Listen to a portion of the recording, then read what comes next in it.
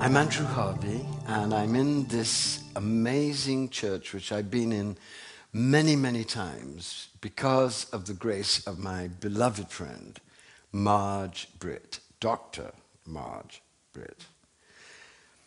We're in the Unity Church of Tustin, and for 19 years, Marj was the leader of this church and made of this church one of the most vibrant, buoyant, electric, mystical centers of America.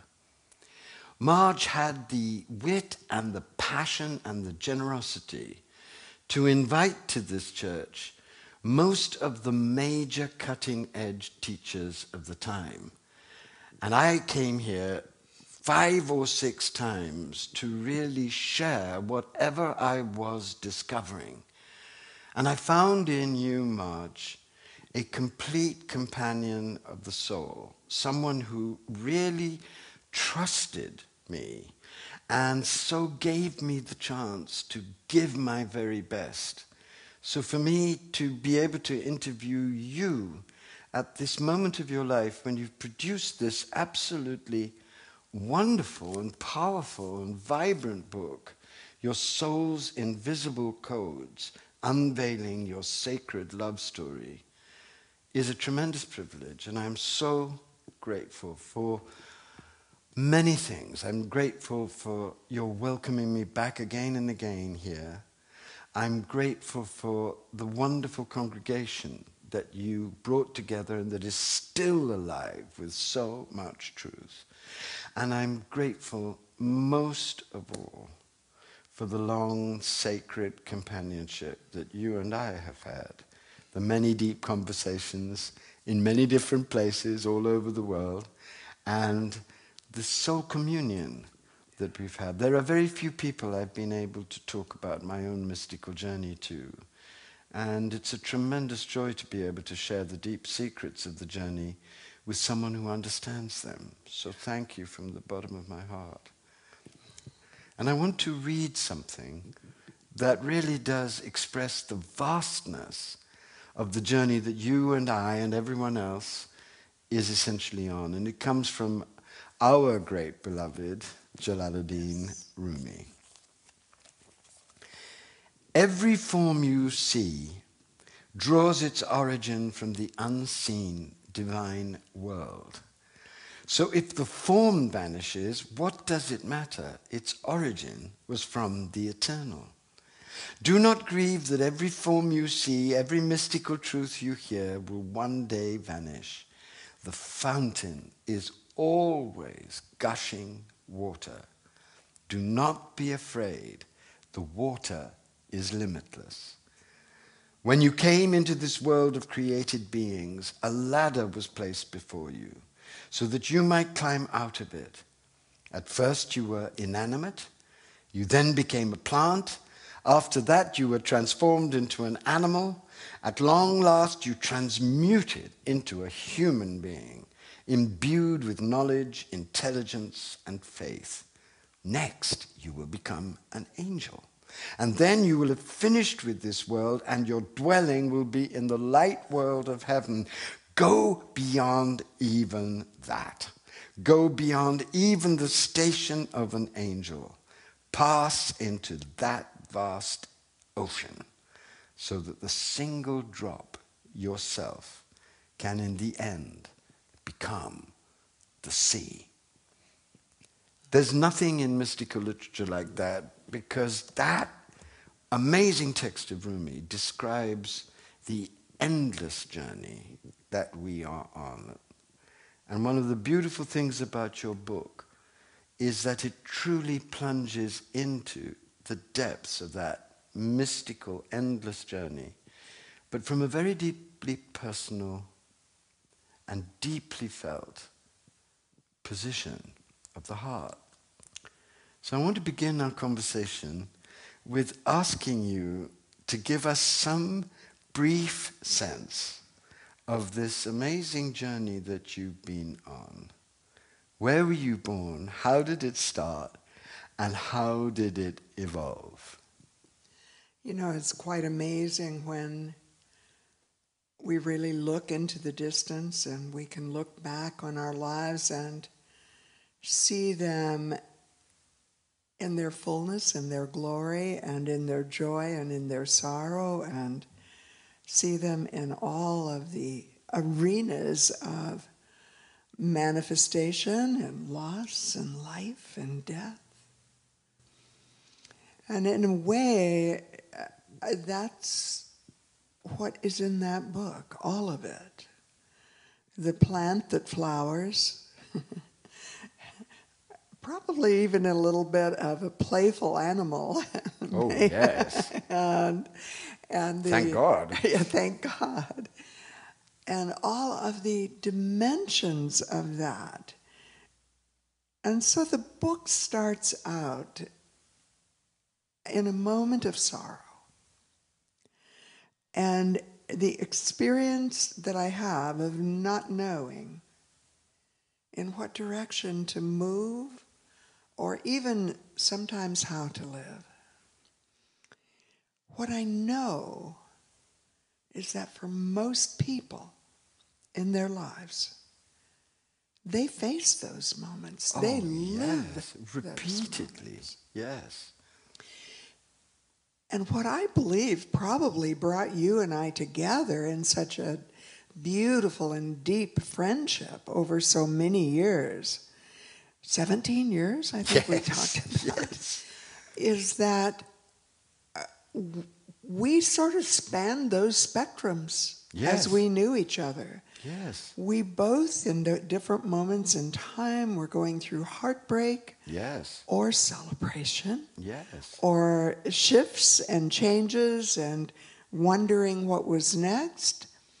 There was something about our relationship, however, that was vastly different.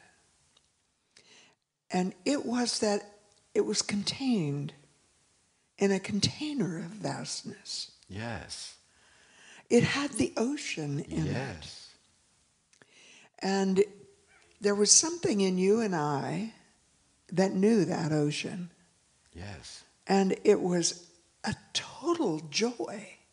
Yes. To find someone we could talk about it with. Absolutely. And someone who wouldn't say we were crazy, someone who wouldn't try and put us down, someone who wouldn't try and over-explain what we were going through. Because it is a tremendous mystery, this journey. And only the ones who have been imbued with that mystery can really help each other as we've helped each other. And the experience of being in a field that is, as Rumi said, beyond right and wrong. Right. A field that is beyond words. Yes. Even though you are so proficient with words, and in the process of my 19 years here, I learned a lot from you about being proficient with words, I think. Oh, God, I don't think so. You've always had a great gift of words, as you do in this book. How did you come here? How did your ministry in Tustin start? It's incredible for me how I see how so many moments of being catapulted in consciousness came out of shattering. Yes. And out of heartbreak. Yes. Many deaths have to happen for us to be prepared to die into life, to die into love. Yes. To die before you die. Yes. And I was born in Boulder, Colorado, as you mentioned, which is a beautiful, beautiful city against the mountain range and the Flatirons and the Rocky Mountains. And my family was all Seventh-day Adventist. Good gracious. A very fundamentalist Christian path. But there was a passion in that. That's so true. An absolute passion. And a passion of devotion, which is actually seeded in you from your childhood. It might have had an eccentric beginning, but my God, so many different paths lack that passion, don't they? And I went to Sabbath school as a tiny child. There's a picture in the book. When I was 15 months old, And my great Aunt Lida is standing in my grandmother's flower garden, and I'm playing on the ground with a kitten. So my animal started out as a playful kitten. And but also, you know, there were the stallions Yes. that were in the barn that my grandpa used to go down to. And out on a ranch in northeastern Colorado. And so I grew up with that kind of awareness of nature and the landscape of the all that is. Oh, yeah. And the glorious sky, that glorious sky of Colorado, the vastness in which everything manifests. And a pioneering spirit. Yes. One of my favorite books in those years, those younger years in my life, high school years, where I was still in the private school system of the Seventh-day Adventist Church. I attended Campion Academy. My favorite classic book was Willa Cather. She's my favorite American writer. I had no idea that we shared that. If Willa Cather had been a man, she would be the most important American writer. She is a perfect writer with such depth. Oh, Pioneers. Oh, Pioneers was my book. It's my book. Isn't it amazing that in so many ways in my life I have lived that Oh, Pioneers energy? Yes. And so growing up, and my first shattering experience in my life was when I went through the ending of my first marriage. Well, I think there was a really deep shattering. Oh, before yes, then. there was. Marj, your father died. Yes. When you were very young. We talked about that and that yesterday. is so important, because that was a major initiation into the impermanence of the world and into heartbreak and into loss. And at a time in your life when you hadn't yet constructed an identity. It must have been a tremendous shattering. I was 11 years old. Right.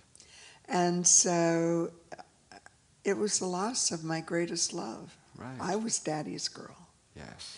And I knew it, and he knew it, and everyone else knew it.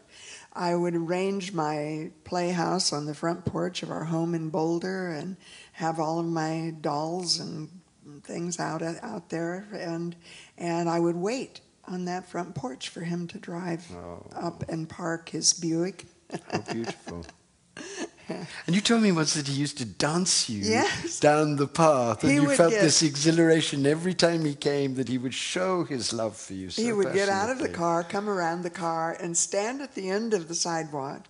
And I would run down the stairs and jump into his arms, and we would dance. He would dance me all the way up the sidewalk. I mean, it was like being carried across the threshold with my first love. Wow. And it was an amazing, beautiful, beautiful relationship.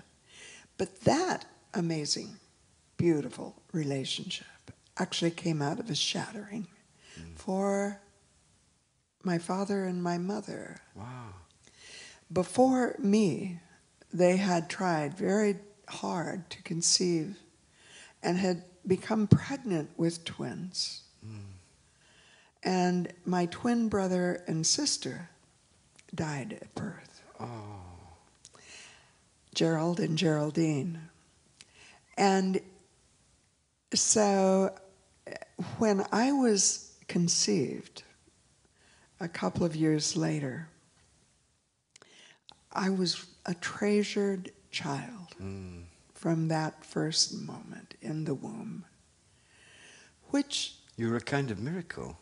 Yeah, it's really true. And so I was cherished and treasured, and I'm really aware that that is not the condition that some souls come into. Oh my God, no. Certainly wasn't my condition. But I believe that gave you the fundamental strength and stability that has enabled you to weather so many losses and shatterings, and to weather them in a way that transformed the losses and shatterings into opportunities to open even deeper to the vastness of reality. It's wonderful that you had that. Yeah. So when he died when I was 11, I went into my teen years yearning for the beloved. Yes. My teenage You said perception something of very that. important. Let's just stop there. I believe that you experienced a very deep taste of the beloved through your father's unconditional, rapturous love of you. And I believe that the beloved who knew that your destiny had to be an increasingly spiritual one took away your father so that the longing that had been satisfied by your father could now be projected onto the infinite. It's only a loss that deep that can turn you to the source of all truth. Yeah. And that's something that all the great mystics have always known. And that led me ultimately to look for that love, and out of that yearning, my first marriage happened when I was 18. Gosh, you were young. Very, very young. I was like a child still, as I look back.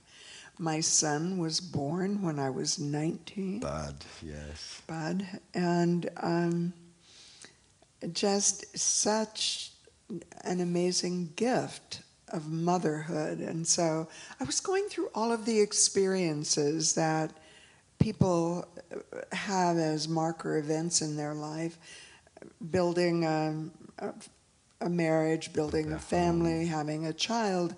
And I was doing it very young. Absolutely. When I was still a bit of a child myself, and not as wise, not as knowing, perhaps. How could you have been? There was no way that I could have been. No. And yet I'm so grateful that I did it young because, as you know, my son only lived for 45 years. So I had him for such a brief time in his life. And it feels brief now. It's been 12 years since he passed. And so I've had a great relationship that has been a juxtaposition of immense joy and immense sorrow and immense grief. And then going back to the awareness of the complexity of how love and loss and how they sculpt us. yeah. There's a wonderful image that de Caussade has of God being like a sculptor and we being like a block of stone. Yes. And for so long, all we feel are the hacks of the sculptor's axe, the chisel.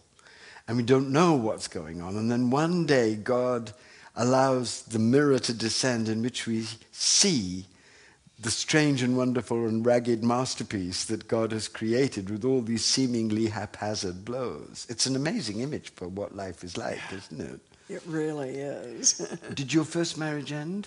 It did.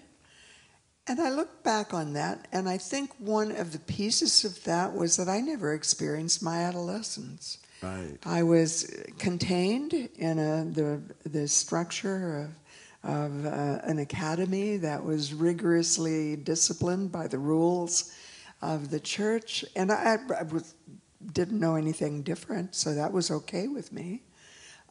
However, I began to recognize that there was more, even though I didn't know what more was. Right. And I think many people have that feeling about their lives. Absolutely. Even early.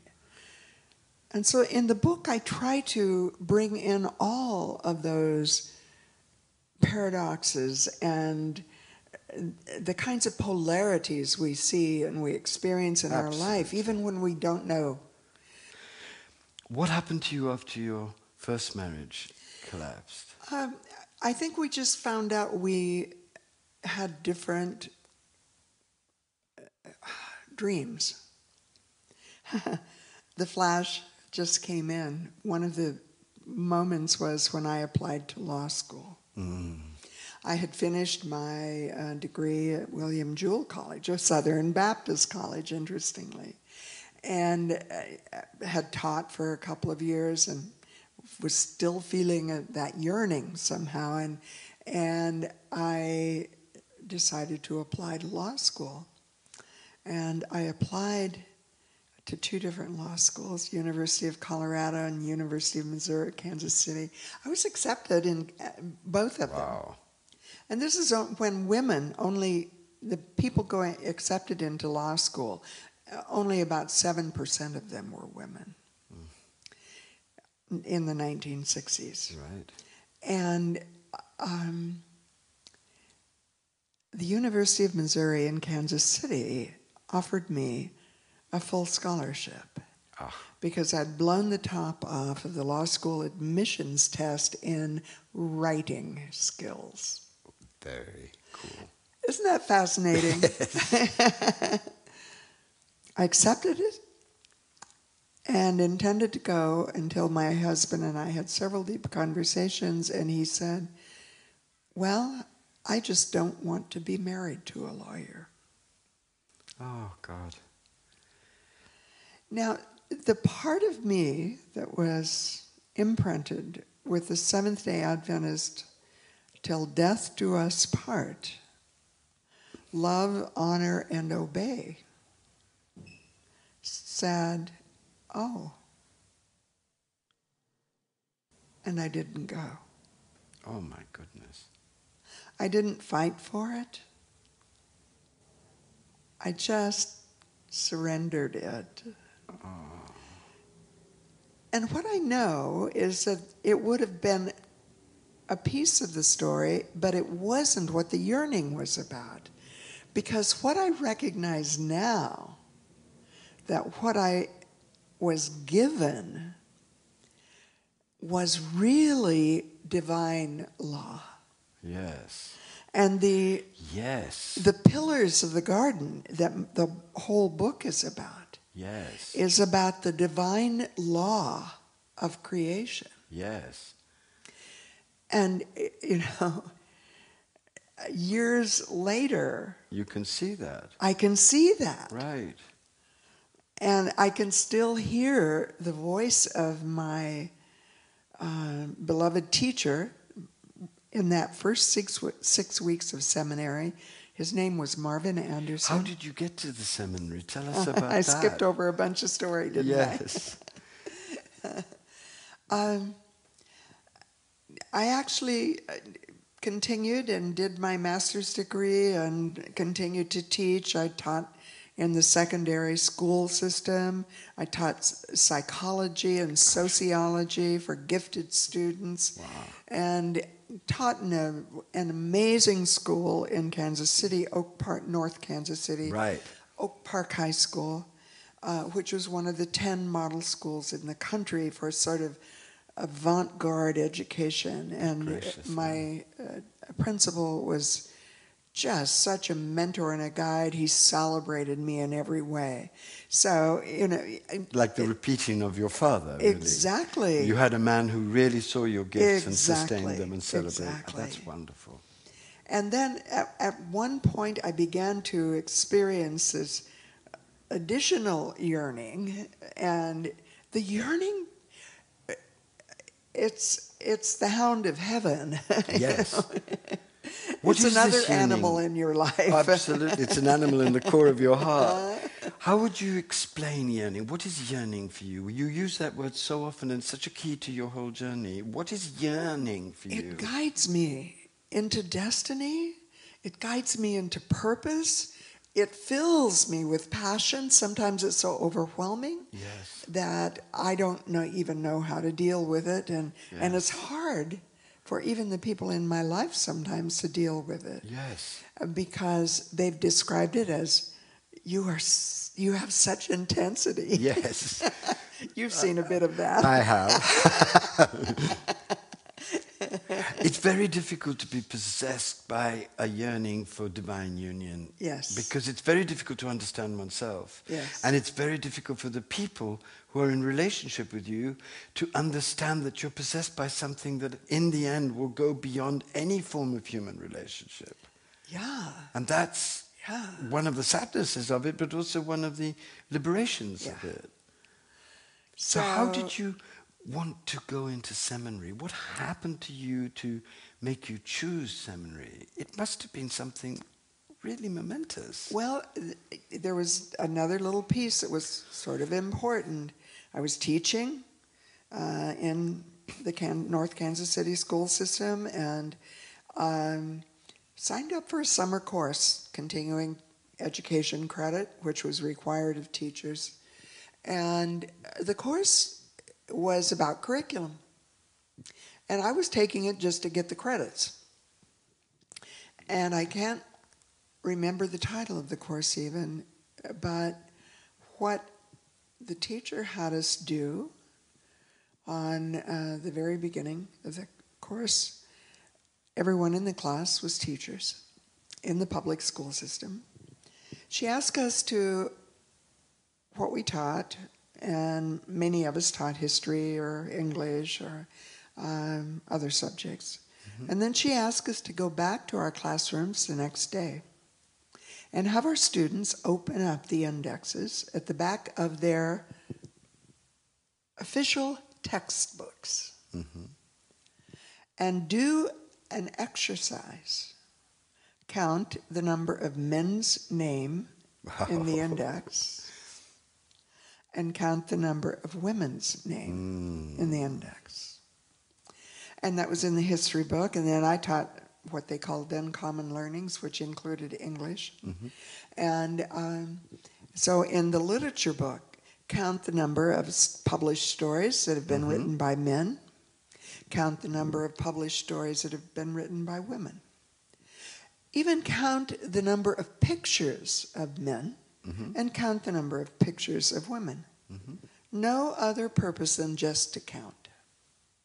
And then ask yourself the question, what does this tell you? Gosh, yeah. I was shocked. You were shattered because you saw the deep misogyny. I felt like I was perpetrating a crime. Right. And I was the perpetrator. Right. I was seeding something that was totally, totally wrong on the hearts and the minds of my students. Right. And my passion took over. And I asked my teacher, well, where can I get books? And she said, well, there's a publishing house in New York. It's called Feminist Press. Get in touch with them and see if they have anything. Now, she may have known the answer. I didn't. But she led us to experience our answers rather than telling us our answers. Oh, wonderful. Yeah. So I called, and they put Florence Howe on the line. And I passionately asked her the questions. Well, we only have a few books now. When can I get books? Well, we're just in the process of researching and finding them and finding the writings and putting them into book form. And, wow. And, well, and I was going on, and I happened at that time to be very, very actively involved. I was a political science major in my bachelor's degree. And I was involved in political action committees for teachers. And she said to me, she said, you really care about this, don't you? And I said, well, yes. I can't keep doing this to my students. And she said, if you really feel that passionate about it, are you on summer vacation? I said, yes. And she said, why don't you come and volunteer for the summer and help us do the work? Wonderful. It was a glorious summer, actually.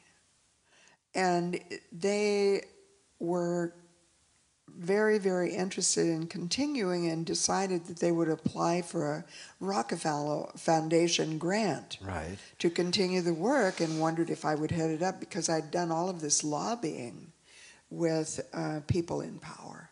And what happened to you that summer that made you really want to go forward and claim your spiritual destiny? Well, one thing that happened that I can label it now that I couldn't then, the divine feminine was being born in me. And it was not just the gentle, tender, sweet. It was the fierce feminine that realized that the world is plagued with injustice and discrimination. It was Durga. Yeah, Durga. Yeah, you've got a lot of Durga. It was Durga. Yes. And Durga was being born in me. The difficulty I had, because that experience with the Rockefeller grant manifested, manifestation has come relatively easy for me in my life. That's a great grace. It is. And it seems to be kind of a gift of the universe. Yes. I don't even know how that happens exactly, but it does. And as I moved into that energy, and part of my job, part of my role was to talk to educators, superintendents of schools, and that kind of. So Durga went around the schools. Durga had her assignment. Yes. And I would come back and I would be in staff meetings with my colleagues at the feminist. What happened inside you? Because you say Durga was being born inside you, but there was this longing.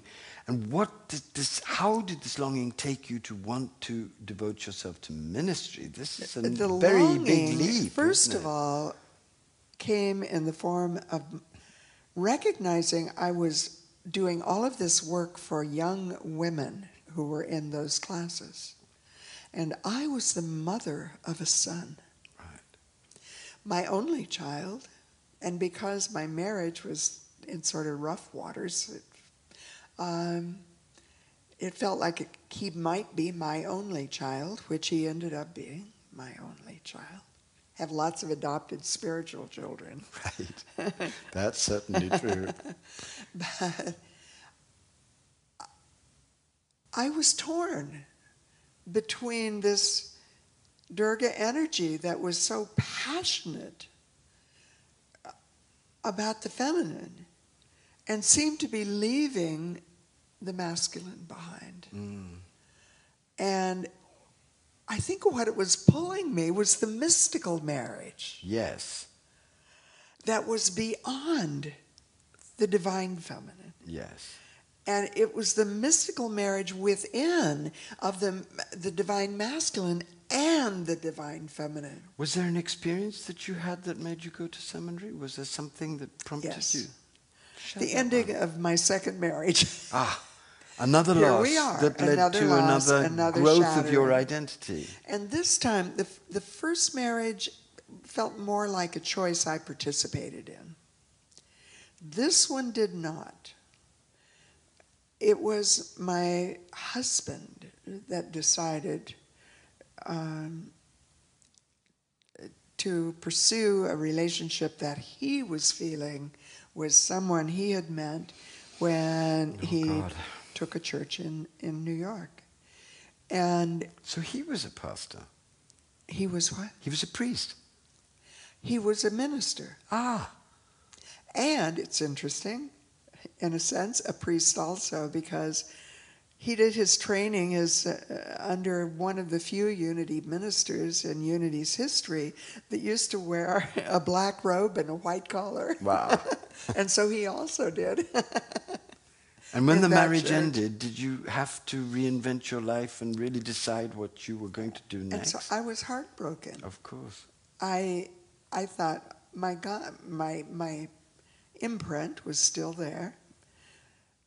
Until death do us part, even though it hadn't worked with the father of my son. And but it was, the imprint was still there. Of course, yeah. And the whole awareness of love and marriage is something very, very sacred.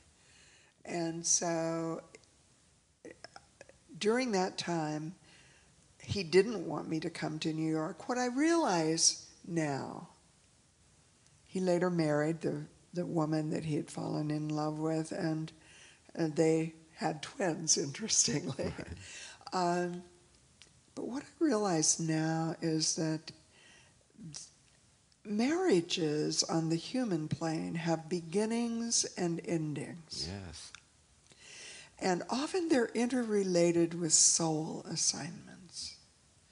And I can see very clearly one of the purposes of the relationship with my son's father was that I would experience motherhood. He would experience being a father. We would have that great, great gift in our lives. And I couldn't, because of my own destiny path, I could not stay in the box. Yes. Of that Seventh-day Adventist Well, structure. the problem is that part of one wants desperately to stay in the box, and it has to be shattered, that box, it broken, has to be shattered. so that you could be released. So It after has your to. second marriage failed, And what happened to you then that made you want to really claim your own spiritual destiny? I went to Unity Village, and I sat in the prayer chapel. He was a Unity minister. Mm-hmm. And I sat in the prayer chapel. You've been there. I have, you know, that many little times. tiny yes, prayer I chapel. have. It's a very beautiful place. And I sat center there, of unity. and they had called me and asked me to come out for an appointment. There was a rule at that time. I'm not sure if it still exists. But if your marriage is in trouble and you are a Unity minister, you are required to notify the head office. Goodness. Because it impacts churches. Of course.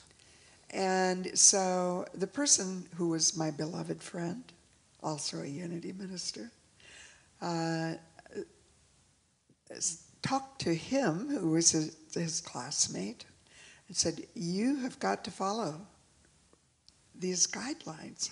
You took vows that you would do it." And so he did, and they called me. Oh my God, I felt so much shame. Wow. You know, it's amazing how we go into these dives. And now, I call them shadow crashes. Yes. You know? But it's easy to do, isn't it? Because if you're somebody who believes deeply in love and then it gets shattered again and again, you think you're not lovable. You think that there's something deeply wrong with you. And so I went into the grief and clear down to shame. And later I would find David Hawkins in his map of consciousness and see how deeply destructive those are of our human spirit. And it was such a gift. But in that process, what I did was simply sit there in that room with tears streaming down my face, and just clenching my fists, and my Seventh-day Adventist imprint of Bible verses came back. And the imprint from my Aunt Lida teaching me the Bible when I was 5 years old, moving those little figures that around. never goes away, does it? It never goes away. Thank in the God, sand tray. actually. Yes. Ask and you will receive. Wow. And there I am sitting in this shattered experience of heartbreak and my heart being broken. And I clench my fists on the first row of that room where the Bible's right in front of you. And I said, I ask in the name and through the power of Jesus Christ. Now, Unity doesn't use the words Jesus Christ a whole lot in that kind of Bible teaching because they have a more cosmic vision of Christ. But the cosmic. Adventists love but they did, Christ, and Jesus. That's what came back. Absolutely. To hold me. Yes. And, I mean, it was like pleading. And then suddenly it occurred to me that I had this appointment that I was there for. And it was in another building, and I better go or I'd be late. And I walked over to the room, and it was someone my ex-husband and I had gotten acquainted with when he interviewed for a church in Washington State. And so I knew him, and so we kind of had hellos that were delightful and seeing old friends, and but we both knew why I was there. And as he began to enter that territory and say, well, let's talk about, suddenly the light in the room changed. Oh my goodness. The light totally changed. And I heard a voice. I thought it was his voice, but I heard a voice. And the voice said, "Close your eyes, Marj." And I closed my eyes, and the voice spoke and said, "If you could do anything in the world, what would you do?" And the tears just streamed down my cheeks then, just streamed.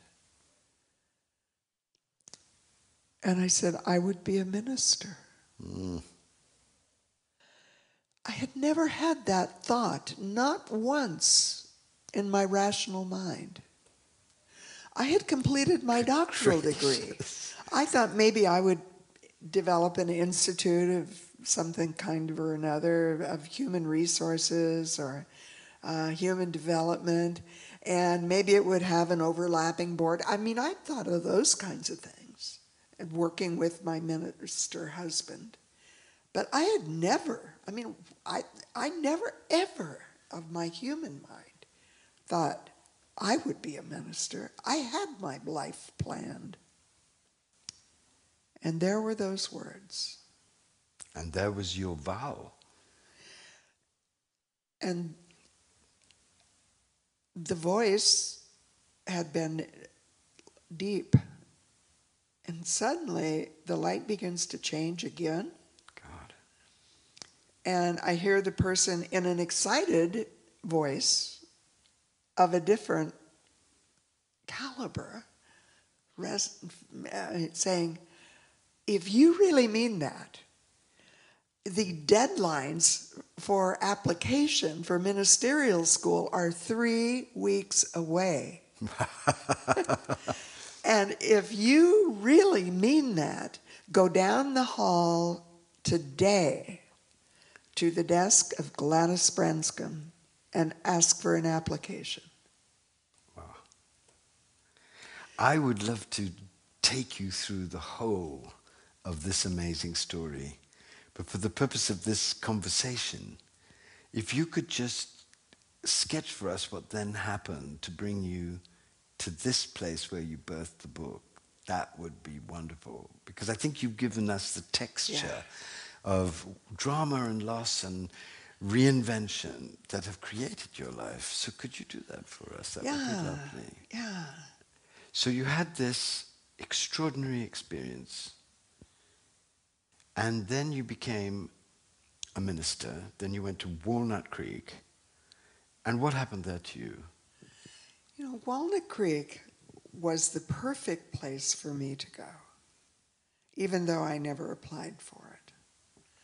They invited me to come. Someone had told them about me that was from there, that I'd talked to in the inn at Unity Village. And another juxtaposition of amazing levels of mystical awareness Which unfolded. that are intertwined with tragedy. Yes. Because Carol Ruth Knox was the minister, a very, very successful minister in Walnut Creek, and an incredible mystic. And I had heard about her and wanted to read what she had written, and which wasn't very much, some sort of spiral bound things, and they invited me to come. I had interviewed her and had a recording of her telling me about her 18 years of ministry. She was murdered. Oh, God. In January of the year that I was finishing seminary. And in January, she was murdered. And it threw the ministry in Walnut Creek into deep devastation, of course. And so they're working through their process of how do we deal with this, and they called me and invited me to come. Another story of synchronicity. Yes. When I was telling someone in a restaurant, completely away, I'm feeling drawn to Walnut Creek. And got home and the call was on the answering machine. And I went, I was brand new. I was a rookie minister. I didn't have years of wisdom. I was... You're just starting and improvising and finding out who you were and finding out how the whole church worked. Tremendously difficult moment it must have been. And so I learned so much there. Yeah. The administrative assistant taught me how to actually do church. Right. Experiential learning. Right. And I had a mystical message, but it was a wild and crazy time. There was so much grief and so much sorrow. And in the midst of that, 250 new members came into the church during the year that I was there. 250, that's almost huge. Unheard of. They must have loved you. Well, I don't know. It's hard to know how all of that was dancing. The church was always full. So I didn't realize that a whole segment of the congregation had left in their moments of grief. And then at one point in time, Kali started dancing. After Durga Kali, yes. Anyway, I ended up only being there a couple of years and then founded a ministry, pioneered a ministry called Church of Light in Northern California that was for another 2 or 3 years. And then we went to Estes Park, Colorado. Paul, whom I married in Walnut Creek. I love Paul. Yeah. Had always wanted to do retreat ministry. And I said, you need to explore that. You really need to explore your heart's yearning. So we went to Colorado. And I was in Colorado when I got a telephone call that said, we just had a church blow up. Not literally. No, but a big change. Yeah. Yes. The minister had walked out, and the congregation was, in turmoil, and we need to get someone in there fast. Would you be willing to go as a temporary minister? Church. That was this amazing church. And I came as a temporary minister. And I had first a 3-month contract, which was extended to a 6-month contract. But I kept telling the people the entire time I was here, 19 years. Here is Tustin. That I was a temporary minister. I was hired as a temporary minister. That's what you thought. But in fact, you were here for 19 years. Yeah, and it was an amazing time. You had a vision of what this church was meant to be. What was that vision? Because you lived it out with such intensity and such generosity, as all of us who came here know. It didn't come from my cognitive mind. No. It came from my going into the field. I had this same yearning. And now the yearning has moved from the divine feminine into the mystical marriage, but I didn't even have the language for that yet. And I'm attending conferences where I can hear spiritual teachers that seem to be speaking the language that of the soul, of the soul, and I didn't even know to call it that. But I had the passion in it. I felt it burning in my heart, and that energy of that flame, that wild burning, living flame of love. Yes. And it was there so powerfully. I went to a conference in La Jolla called Inner Directions, the second year that they held it. Someone from the community had been there the year previously and said, "Oh, Marj, you've got to go to this." And told me about it and told me about people that he had heard there. And I signed up for it the next year. He never went back. But you did. But I did. That was where I met Eckhart Tolle for the very first time. That was where they filmed the film that is about the flowering of consciousness. Yes. That Sounds True still Yes. distributes.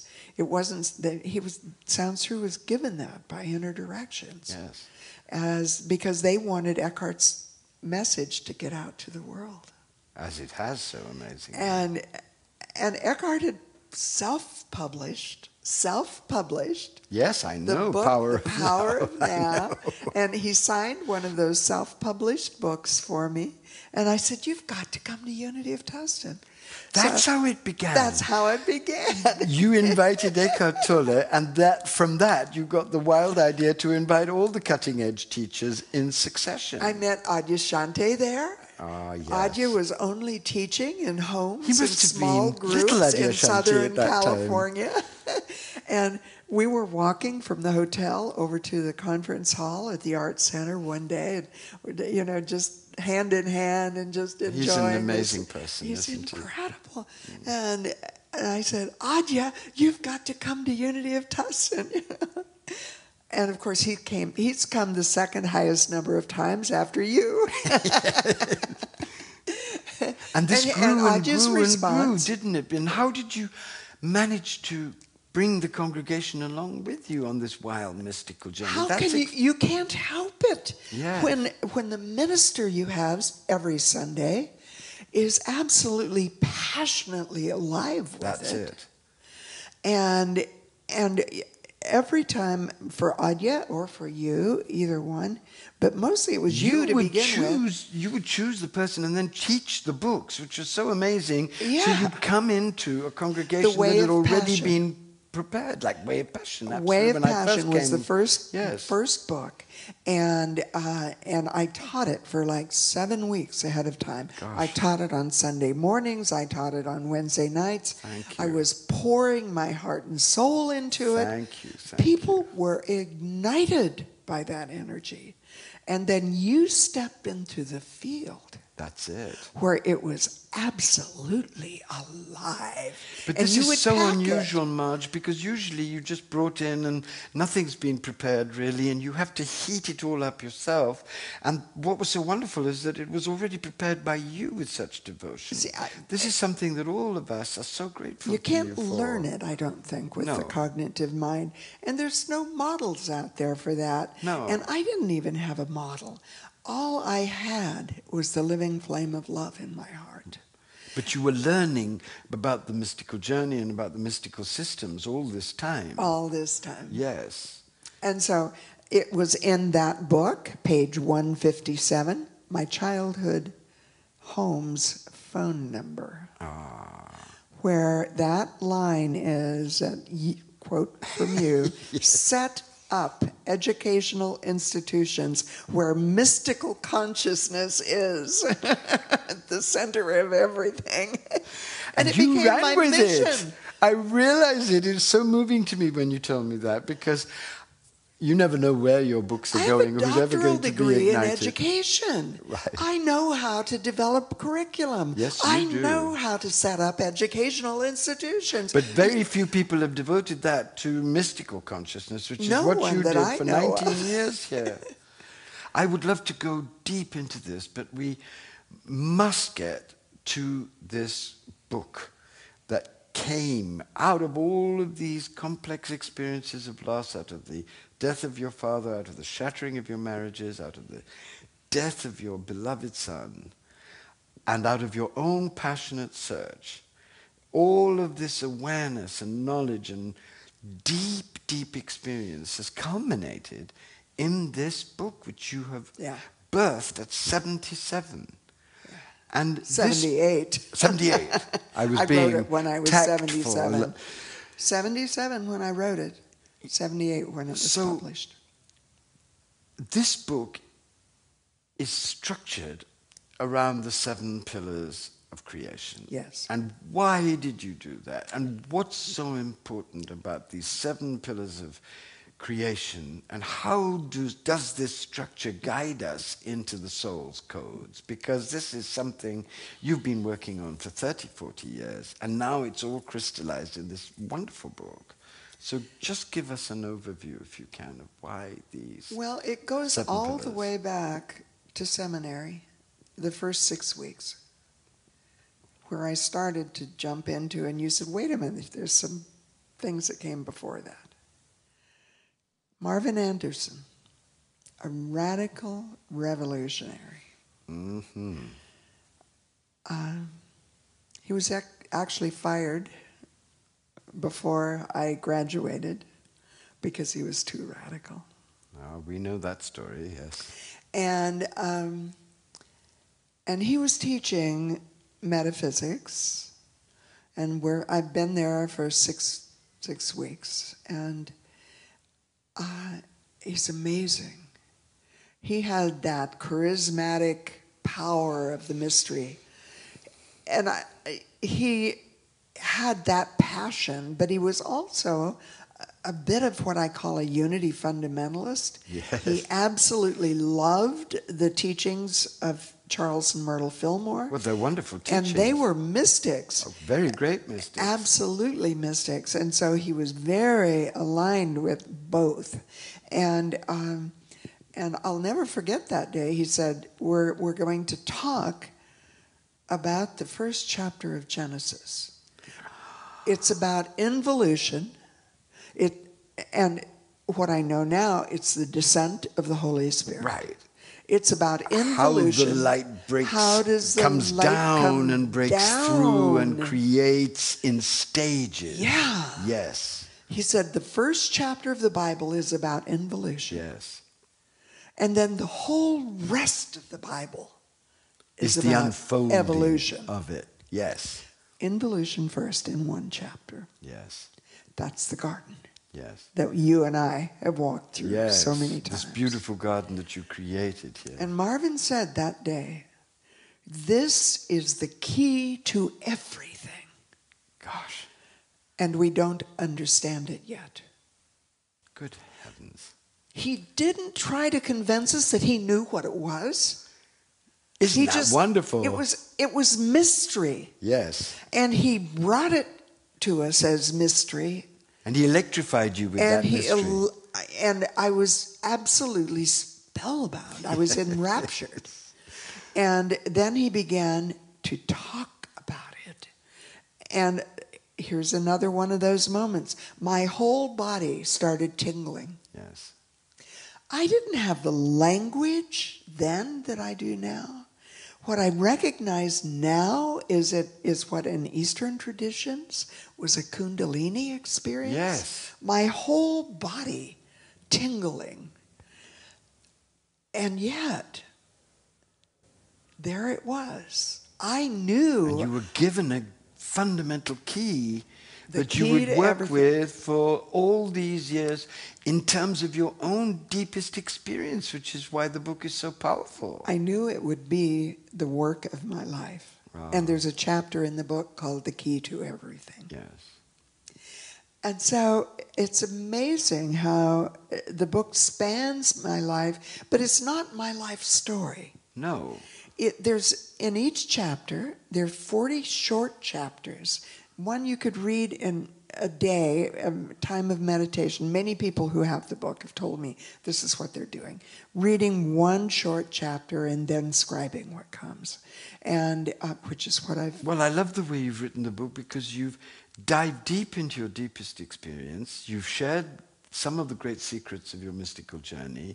You've gone into the depths of what you want to share, but you've also inviting constantly the reader in to meditate on what you're sharing, and then you have these wonderful blank pages in which you're really inviting the reader to deeply take in the stage that you're describing and meditate on it. Yes. This is a wonderful interactive feminine model.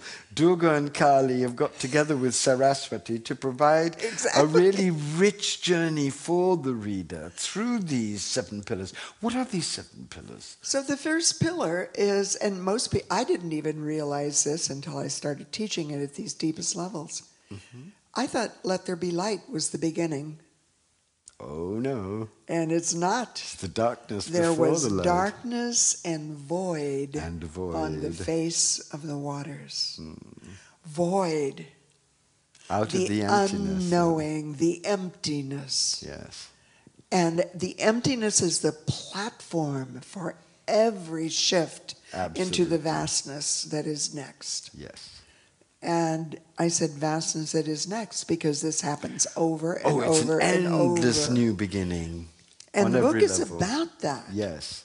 And so it goes through all of the pillars. So let there be light comes after the darkness and the void. That's all. The eruption of the light out of the darkness. The darkness gives birth to the light, which then creates all the different worlds. And then in the garden, there's the stepping stones. You get a brief glimpse. I compare it to going into a puzzle store. Yes. And you see the boxes of the puzzles, but you don't know what the puzzles are going to What are the other stages? It's important that the second stage is about faith. When Charles Fillmore chose the word to describe it, it's the waters separated from the waters. Yes. The superconscious from the unconscious. Yes. I call it radical trust. Yes. But not in your human mind conceptions. No, in the depths of the heart. Yeah. Yes. And in that radical trust, you access the gifts of genius that your soul brought in. Yes. It's not about your human IQ. Oh, It's my not God, the genius we're talking about. If it was about the human IQ, it would be so limited. You get access to the unlimited, which then unveils the central imprint of your life and activates the great skills and passions that can help you realize that imprint. Yes. And then the third pillar is divine imagination. Yes. And that is really opening to listening to the whispers, allowing that inspiration inspire. Yes. Almost like the spires of the great cathedrals in Europe, like you and I have been to Shards. Yes. Those spiraling spires and the elegance and the majesty. But it's inverted. It's coming in now. Yes. And the jade table in the garden is sitting at the drawing board of divine mind, and you're sitting there listening to the whispers, and you're scribing what divine mind is giving you, not what your human mind is planning or trying to figure out. Your human mind becomes an empty receptacle for these strange whispers of truth that will come to you if you can fall silent and truly trust them. And they come in dreams. Yes. They come in visions. Yes. And so the book has a lot of chapters where I wake up with the dream. I'm given in a dream when I'm in this almost lucid dreaming state. Yes. What the chapter that I will write about, I wrote every morning for a year. I love that about the book, that you trust so deeply, that you follow that. And it's really wonderful because it guides us into how we can follow these whispers and where we can find these whispers. And the dream gives you the symbols. Yes. And sometimes the music. Sometimes I hear music, the music of the spheres. But sometimes it comes to me in love songs. Yes. And then I have to listen to it as it gives me the words as I scribe them. Yes. So it's really an instruction and a practice that I've seldom seen described in anything. It's really an opening of the mystical creative process. Yeah. What's the fourth? The fourth is where the invisible, the first 3 stages are all in the invisible. Right.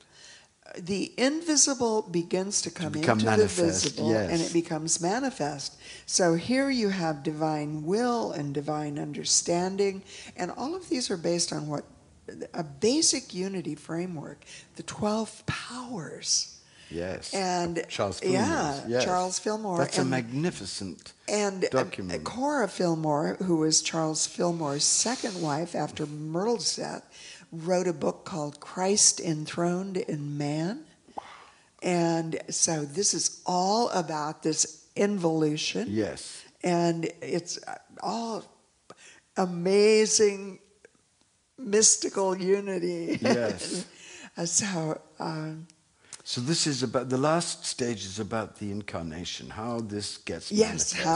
Yes, how it gets into manifest form. Yes. And actually the planet right now, no, not the planet, the United States is in this third stage. In some of the developmental stage models that you are familiar with, they're woven in, because that's the only place that I've really found some real solid scientific research, and that relates to the stages that are advanced stages. Yes. It's the achiever stage. This is where people are really interested in power and money wealth and success. Yes, and it's all about me. Yes, we're it's certainly me there. first. Yes. Or America first. Oh, it's such a dreary, tragic choice, isn't it? If you stay there, it's a necessary stage. But you've got to get out of it. In the pillars, it's the fourth pillar. Yes. And this is America has changed the world. Yes. So it's been an immense gift to the world. Wow. And now we're being invited, which is always the invitation of the mystical. Yes. And the mystical is not just for mystics. No, everyone is a closet mystic. All of these are alive in everyone. Of course, all it's like the DNA of us. Yeah. Yeah, every single stage has all of the pillars in it, but the light is pulsating through one of the colors of the rainbow. That is corresponding to your stage in your development. Exactly. What's the fifth stage? The fifth stage is once you have all of that amazing success and achievement and power and glory at the human level, then you go into the light getting shined on the darkness. Yes. And you go to the fifth stage, which has two sides. Again, in the garden, it's St. Francis Garden and the koi pond. Yes. That's based on the fifth day of creation. St. Francis Garden is about the birds of the sky that fly and the amazing awareness of the universe. And the other side, the koi pond, was the way that we found to symbolize what some translations of the Bible call the great sea monsters. Yes. Guess where we are right now in Washington, D.C.? We've got all the great sea monsters showing their heads above the water, yes. And we're in the midst of what some people have called a constitutional crisis. It's much more than that. It's a crisis on every level, isn't it? And we're in that fifth stage at the level of world leadership. Yes. And world leadership could change as a result of that. We hope. Or the planet could die as a result of that. Absolutely. That's where we are. This creation story is about everything. Yes. 2,000 years old, and it has the story of what's happening now. And so the fifth stage has the two parts. The choose you this day. This is Joshua in the Old Testament. Choose ye this day whom you will serve. And as for me and my house, we will serve the Lord. Wow. It's not a demand. But if you do make that choice, it's an invitation to choose. And then when you make that choice, all sorts of things are activated by the divine light within you to help you realize that choice. Absolutely. But you have to pay the price for that choice. Absolutely. You have to accept that choice requires a death. Karma. Yes. It's called karma. Yes, it's called karma. But it's also called accepting the different ordeals that kill your false self, that enable your true self finally to emerge. I can see those choices all through all of the stages of my life. Absolutely. That were conscious and unconscious. And I had to go through them. Yes. It's part of growing up. Yes. Which is... You need a lot of manure to grow a real rose. Yes. It's in this interesting relationship with waking up and growing up, and the dance between the two of them. Yes. And so then we're going toward the sixth stage, which you and I are going to lead an amazing experience of tonight together with this community, this beloved community right here. And how would you describe this sixth stage? The sixth day is where the image on the front cover of my book is in the garden. It is that stained glass image, which was actually done which by was your created son, by your my beloved son. Yes. He created it about 6 months before he and it's the passed stage through of the veils. unity of the great masculine and the great feminine, the divine masculine. The divine masculine, within the each divine one of us. feminine, within each one of us. The transcendent and the immanent, the body and the soul, the heart and the mind, this unity of the whole being in the divine. It's actually the beginning of divinization, of deification. Absolutely right. Yes. Just it's so powerful, so beautiful. It's the deepest mystery we know. And this mystical marriage, this mystical union, was what you were teaching in Petaluma 2 years ago when I was there and for the 5-day retreat and went into the deep dives. And at the end of the retreat, you said...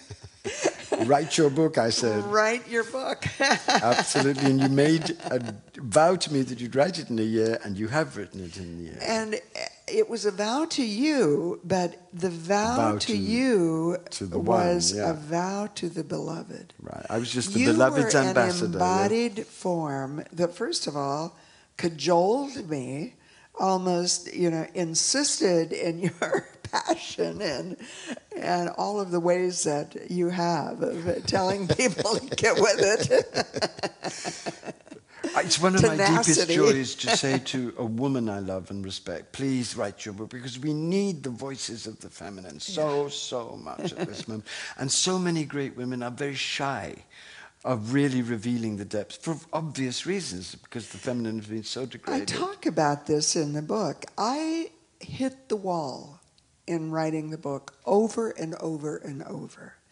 And the way that I hit the wall was I would realize I was being so transparent. I say things in that book that I never, ever said on the platform. That's one of the things I really begged you to be. And that's one of the things the feminine is so much better at being usually than the masculine. Being transparent, being naked about what the process actually involves. All the failures, the losses, the craziness, everything. Absolutely. The cooking the thing soul. That isn't in the book is shame and blame. There's no blame. This is glimpses of my story of growing up and waking up. Well, at the level that you've come to, shame and blame is irrelevant. All of this was meant to happen. Of course. Everybody in one's life is an ambassador of God doing various tasks, some rather dreadful, but necessary to wake one up to reality. This is a book that is a manual for the soul.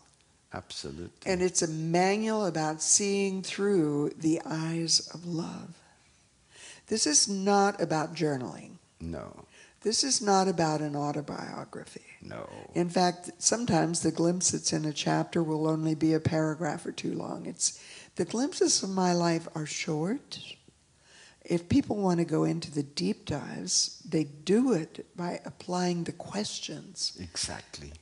At the what end. you're doing is offering the nuggets of long-won, hard-won wisdom to people to give them an invitation to take that love's eye view of their own lives so they can appreciate these stages and have those stages imprinted in them so that as they unfold, they'll have a map. Yes. What is the seventh stage? Well, there's a little path that goes off to the side after the sixth site, and the seventh before This is the site that you created in the garden. This is the little path that goes to the cave of the heart. Yes. Which is also the cave of Brahman. Yes. In Eastern teachings. The ultimate revelation of non-dual reality, non-dual identity. Yes. The revelation of I am that, finally freed from the identifications, the personality, the dogmas, the concepts, the vast open sky of divine love awareness. Yes. And this is also where I have experienced the awareness of multiple realities existing simultaneously. Yes.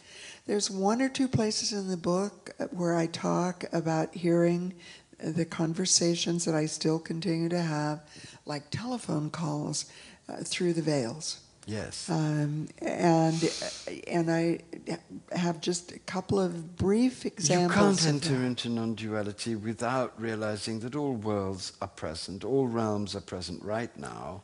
And if it's your particular gift, you may find yourself being open to that reality, meeting angels, meeting sages who have so-called died but are still alive, and also experiencing in your own life messages from people you have loved, who have passed over, that are unmistakably real. Yeah, and you recognize it's them, as my son told me when he taught me how to listen. And I talk about this in the book. After he's You'll died. know it's me, Mom. It'll seem like thoughts coming into your mind, he said. But you'll know it's me by the way I say it. I've just had an experience of this myself, because a very, very great friend of mine died, and she actually gave me this watch, and I didn't know where it was, and I had another watch that I put in a bag. The day after her death, I opened the bag, and this watch was in it, and there was no way that I'd put that watch in that bag, and I laughed. It was exactly the kind of mischief that Nancy would get up to, and I've been wearing it ever since. These things happen. I know. And knowing that they happen is such an unbelievable liberation, because you realize there's an intelligence guiding this which is deathless and ultimately will take us all, if we work, to liberation. That's the source of enormous hope, isn't it? Exactly. Even in the middle of all of this craziness. And then we go to the seventh site, which is resting in the realization. On the seventh day, God rested, is the way it is literally interpreted in the Bible. It's actually resting in the great peace of oneness. Yeah, the great peace of oneness. And this is where you begin to realize, you are me, I am you, and all of that. And when you begin to realize something of the truth of what Juliana of Norwich said, when all manner of things shall be well, because at this level, all things are always well. Yes. There is no possibility of disturbance. It's the bottom of the sea, which is the calmest and profoundest and deepest rest. So in the garden, in the panel of realization, we have all of the major spiritual paths from around the world, symbols of them. Yes. There's pictures of each of the garden sites in the book. Yes. And then there's one panel that is an open circle that represents all unnamed spiritual paths, past, present, and future. And so the book then only has 7 codes. In the garden, there's actually 8 sites. So we combine site 7 and site 8 into the 7th code. And the part that is the 8th site in the garden is the one that is Jesus, dedicated to returning one's gifts to the world. Yes. Jesus saying, you are the light of the world. Yes. Go back and shine that light. Or the last Zen ox herding picture. The guy coming back into the marketplace after the great revelation. Bestowing yes. So, and the Kuan Yin stands, the very vast big Kuan Yin stands as we leave the garden, taking the gifts back out into the world. It's been wonderful sharing just a little bit of this journey that you've been on with you. And in the last part of our conversation, I'd love you to turn to the camera and just to address everybody out there and to really say from your heart why you believe that this book that's taken you your whole life to write and is now here, why you believe that this book can be of real help to people in our tragic and explosive situation. And so I look into your eyes, beloved one, precious, precious soul. And I know some of you have experienced the yearning that I experienced. I know some of you have experienced the losses that I have experienced. And I know some of you have experienced the amazing joys and gifts and awareness that I have humbly received. And somehow, those of you who will say, I think I need to get that book, you will be invited into one of the greatest mysteries that has ever existed. You embody that mystery. And if you've ever felt moments of confusion or chaos or like, oh my God, I don't know how to go on, this is your answer. Is it because of the words I've written? Not really. Because they are only pointers for the words that you will write. And you won't write them from your cognitive mind. Your cognitive mind does not know how to enter all of the levels of the vastness. But your heart knows. There's something in you that is so vast and so beautiful, and that is destined to become a teacher, a facilitator, a leader, one who plants the seeds of this light. And you will do it in whatever profession or job or setting you are in. One of the angels in my life is my gardener, and I gave him a copy of the book today. And he knows. He tells me he comes to cut my lawn because it's his way of serving God. One of the people who has read the book talks about how it's taken her into deep dives that she can now share with her many, many clients on the World Wide Web. She's a well-known coach, and if I said her name, you would recognize it.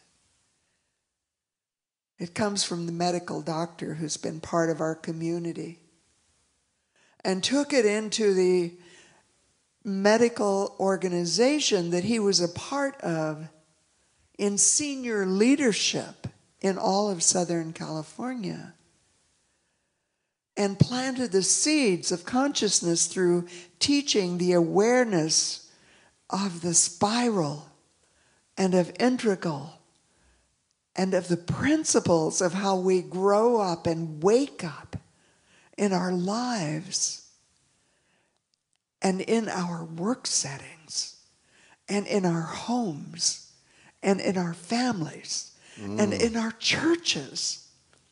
The reason I've been so totally naked in this book is because I've been in all of those settings. From my beautiful relationship with fundamentalist Christianity to the passionate relationship that I now have with mystical consciousness.